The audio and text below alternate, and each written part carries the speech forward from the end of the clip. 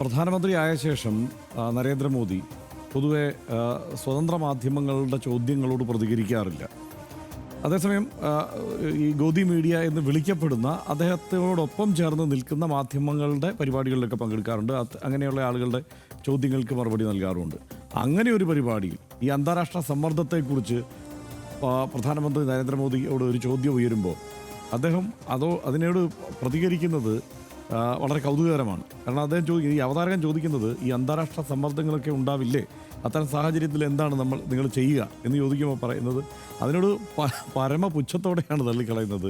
എന്ത് അന്താരാഷ്ട്ര സമ്മർദ്ദം, ഈ 100 കോടി ജനങ്ങളുള്ള നമ്മളല്ലേ സമ്മർദ്ദം ചെലുത്തുന്നത് എന്ന്. നല്ല ഹിന്ദി, അപ്പോൾ അത് നല്ല ഹിന്ദിയിൽ അത് പറയുന്നുണ്ട്. അത് മാത്രമല്ല, അതിനുശേഷം വിശ്വഗുരു എന്നുള്ള ഒരു പ്രതീതി ഇന്ത്യക്ക് പുറത്ത് അല്ല ഇന്ത്യക്കുള്ളിൽ അങ്ങനെ ഇദ്ദേഹം വിശ്വഗുരുവാണ് എന്ന് അവതരിപ്പിക്കാനുള്ള ആസൂത്രിതമായ ഒരു പ്രൊപ്പഗാൻഡയുടെ ഭാഗമായാണ് ആ നിലയ്ക്ക് തന്നെ കാര്യങ്ങൾ അവതരിപ്പിക്കുകയും നമ്മളെയൊക്കെ പറഞ്ഞ് വിശ്വസിപ്പിക്കുകയൊക്കെ ചെയ്തു.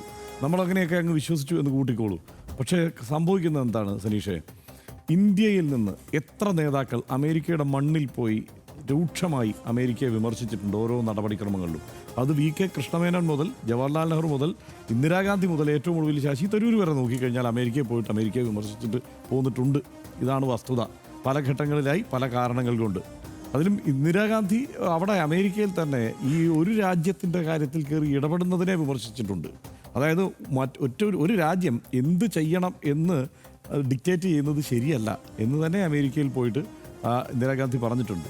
ഒരു ഘട്ടത്തിലല്ല, പല ഘട്ടങ്ങളിൽ ഈ ലോക നേതാക്കൾ എന്ന് തന്നെ വിശേഷിപ്പിക്കാവുന്ന ഇന്ത്യയുടെ ഭരണാധികാരികൾ അവിടെ പോയിട്ട് ശക്തമായ ഭാഷയിൽ കാര്യങ്ങളോട് പ്രതികരിച്ചിട്ടുണ്ട്. അതിപ്പോൾ വിയറ്റ്നാം വാറിൻ്റെ സമയത്തായാലും ശരി, അങ്ങനെ പല ഘട്ടങ്ങളിലും. വിയറ്റ്നാം വാറിൻ്റെ കാലത്തുള്ള പ്രതികരണമൊക്കെ ഭയങ്കര കൗതുകമുള്ളതാണ്. കാരണം വിയറ്റ്നാം വാറിൽ അമേരിക്ക തോറ്റുകൊണ്ടിരിക്കുകയാണല്ലോ. ആ സമയത്ത് അമേരിക്കയോട് പറയുകയാണ്, നിങ്ങളുടെ അവസ്ഥയിൽ ഞങ്ങൾക്ക് വിഷമമുണ്ട്. വിയറ്റ്നാമിലെ നിങ്ങളുടെ അവസ്ഥയിൽ വിഷമമുണ്ടെന്ന് അമേരിക്ക എന്ന് പറയുന്ന ലോക പോലീസുകാരൻ അവിടെ പോയിട്ട് യുദ്ധം ചെയ്ത് പരാജയപ്പെട്ടുകൊണ്ടിരിക്കുമ്പോൾ അവിടെ പോയി പറയുന്നത് ആ വേദനയിൽ പങ്കാളിയാകുകയല്ല, അത് പരിഹസിക്കുകയാണ്. ആ രീതിയിൽ പറയാനുള്ള ആർജവം ഇന്ത്യക്കുണ്ടായിരുന്നു, അത് ചെയ്തിട്ടുണ്ട്. പക്ഷേ ഇവിടെ എന്താണ്, ഇവിടെ ഇന്ത്യക്കുള്ളിൽ പ്രതീതി ഉണ്ടാക്കുകയാണ്. അതായത് ഇവിടെ ഭയങ്കര ഇന്ത്യ ഇപ്പോൾ വളരെ ഗംഭീരമായ നിലയിലാണ്. ആവാനുള്ളതെല്ലാം ഇന്ത്യക്കുണ്ട്. അതായത് ഇപ്പോഴത്തെ ലോക സാഹചര്യത്തിൽ എന്താണ് ഈ വടംവലിയിൽ പ്രധാനമായും വേണ്ടത്? നമ്മളിപ്പോൾ ഇതിനൊക്കെ ലോക സമാധാനത്തിന് വേണ്ടി നിലപാടെടുക്കുന്നെങ്കിലും ഇന്ത്യയിൽ ഇന്ദിരാഗാന്ധിയുടെ കാലത്ത് തന്നെ ആണവ പരീക്ഷണം നടത്തുകയും ഇവിടെ അണുബോംബ് ഉണ്ടാക്കുകയും ചെയ്തിട്ടുണ്ട്.